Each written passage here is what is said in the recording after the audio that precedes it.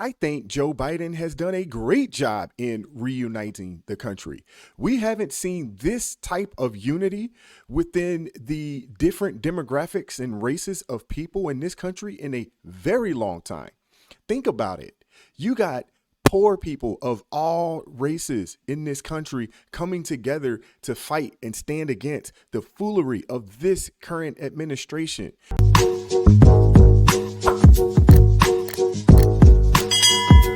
Hey, welcome back. It's your man Wise, and today we're checking out another fire video from U.S. Immigration Updates.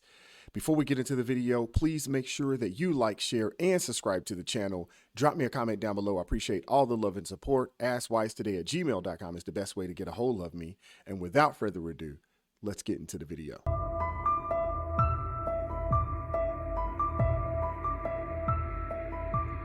Joe Biden will not be the nominee. Something the special counsel said in his report is that one of the reasons you were not charged is because, in his description, you are a well-meaning elderly man with a poor memory. I'm well-meaning, and I'm an elderly man, and I know what the hell I'm doing. How bad is your memory, and can you continue as president? My memory is so bad I let you speak. That's your memory has gotten worse, Mr. No, President? my memory is not good. My memory is fine. Yeah, I wouldn't go with fine as the best description. According to I wouldn't say fine either, but I also just would say that the way he carries himself lacks the air of a president. He doesn't come across as a individual that holds the title of the most powerful person in the world. He just doesn't carry himself in that way. Did y'all see the clips of the when he was down at the border last week? Did you see the clips? There's absolutely no way that this guy should be president again for another 4 years. Absolutely no way. a shocking report from Special Counsel Robert Hur, concerns are mounting among Democrats regarding President Biden's deteriorating mental state.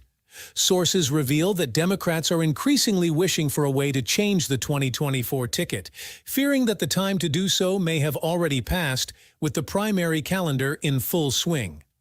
A well-placed Democratic operative shared on Friday that it's realistic to consider Vice President Kamala Harris replacing Biden due to his diminished capabilities.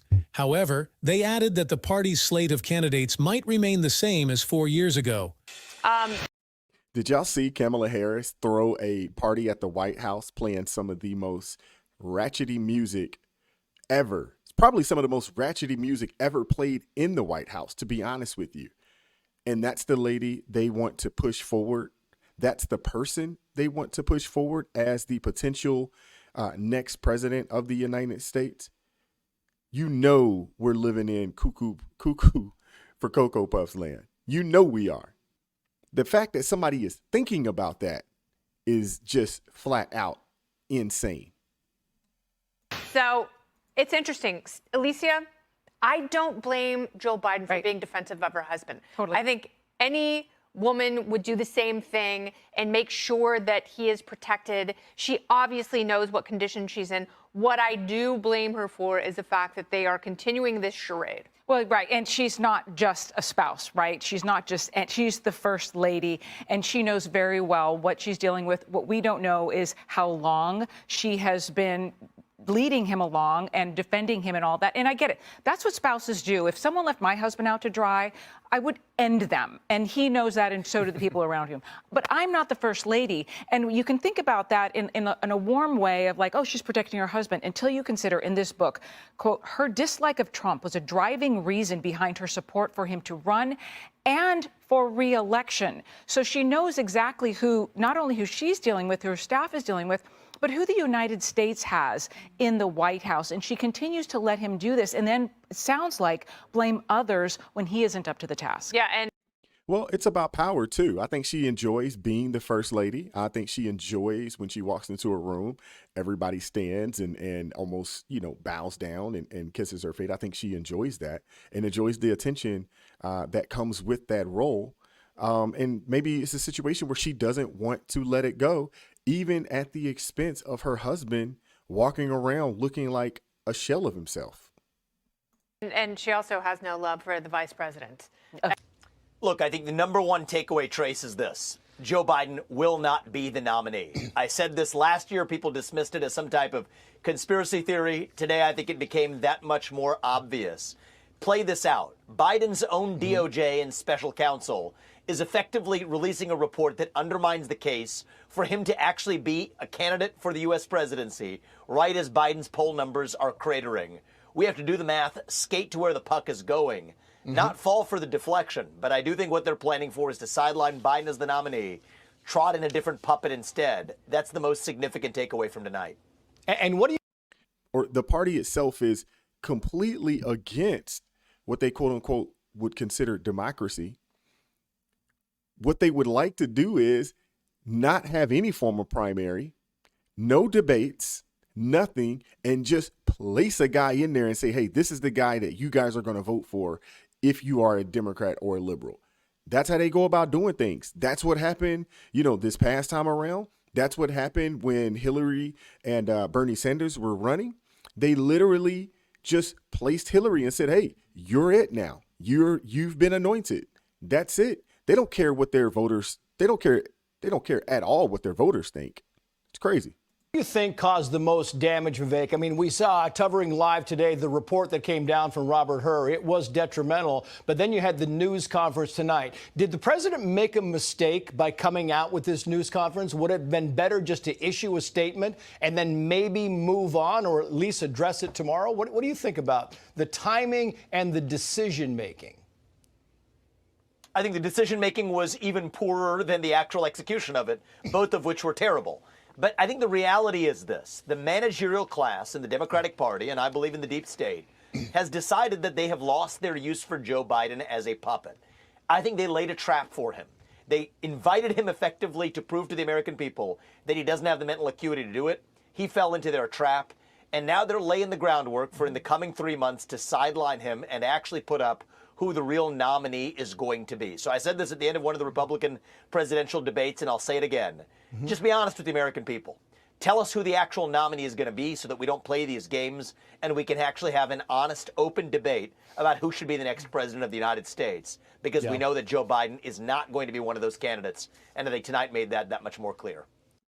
Absolutely. And if you are someone that does vote for these people, or have voted for these people in the past, it would be a slap in the face for them to not tell you, not allow debate, not allow a vote within the primary or a primary vote, and they just place someone in.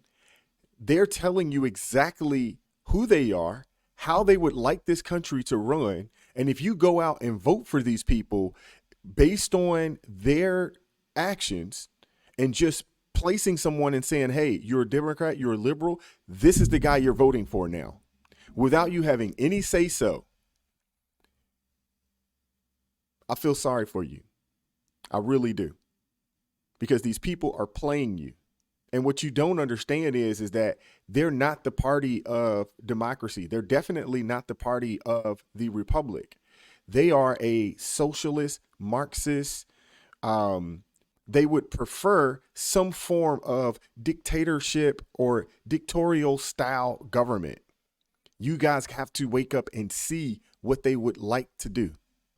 I wonder if you were like a lot of people tonight, Vivek, because the news conference was set for 7:45 Eastern time. It ended up being about 7:55. During that time, during the wait time, which was a better part of an hour, did you at any time think, like a lot of people did, that Joe Biden was going to come out and make some bold statement, maybe not to run for re-election? I think that there was probably a discussion heading into it. And the reality is the Democratic Party has always had one obstacle stopping them from sidelining Joe Biden. That's what I call the Kamala Harris problem. They've tethered their identity to identity politics. Yet if they don't make her the nominee, it makes them very difficult to sideline Biden, which is what leads me to, I think, the likely conclusion that it is going to be someone like Michelle Obama who they do put up. So I think there are serious discussions likely underway. Pretty soon those are going to spill over into the public sphere. And I wouldn't have been shocked if that happened tonight, but I think the greater likelihood, Trace, is that they wait another couple of months and let this play out.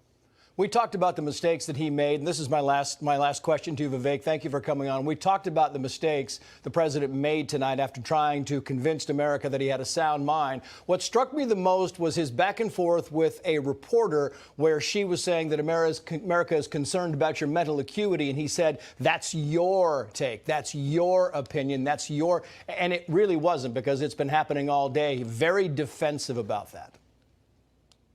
Look, it does seem increasingly like a form of elder abuse, Trace. I mean, this is a man who was clearly personally hurt, personally insulted, but didn't have the mental acuity to process or even communicate the extent to which he had been hurt or insulted. And so the reality is this man is a puppet. The puppet masters who are wielding him have lost their use, and it's really just a sad situation to watch play out in plain sight, where this is the president of the United States. This was a man who ran on a campaign to reunite this country. And I think that this is a chance for the Republican Party to now take that mantle. This man said he wanted to unite the country. He failed. He lacks the acuity to do it. I think in the Republican nominee, that'll be President Trump, we have an opportunity for someone with the acuity to say that we will unite this country. I actually disagree with him on that note. I think Joe Biden has done a great job in reuniting the country. We haven't seen this type of unity within the different demographics and races of people in this country in a very long time. Think about it. You got poor people of all races in this country coming together to fight and stand against the foolery of this current administration. You got middle class people of all races coming together. And because we're all dealing with these policies, we're all suffering. We're all dealing with the high gas. We're all dealing with the high food cost. We're all dealing with it. So he's actually accomplished what he said he would do. It wasn't in the way that he thought he would, but he actually has accomplished it. I know you guys have to agree with this. Man, I hope you guys enjoyed that, man. Like, share, subscribe to the channel. Drop me a comment. Let me know what you guys think, man. I think the country is starting to become more unified than it has become in a very long time.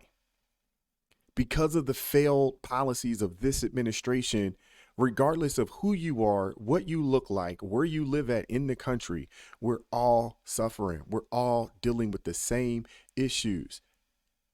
High interest rates, high gas prices, high food costs, high childcare costs. You know, lack of high paying jobs, people working 2 and 3 jobs to survive, hundreds of thousands of people that have been laid off from their jobs. No real access to home ownership. I mean, the list goes on of the issues that we have in this nation. People are starting to come together. And it honestly, it's unfortunate, but it's beautiful. The way or the reason or the why that it's happening is very unfortunate. But the fact that it is happening is beautiful. And I hope we stay the course.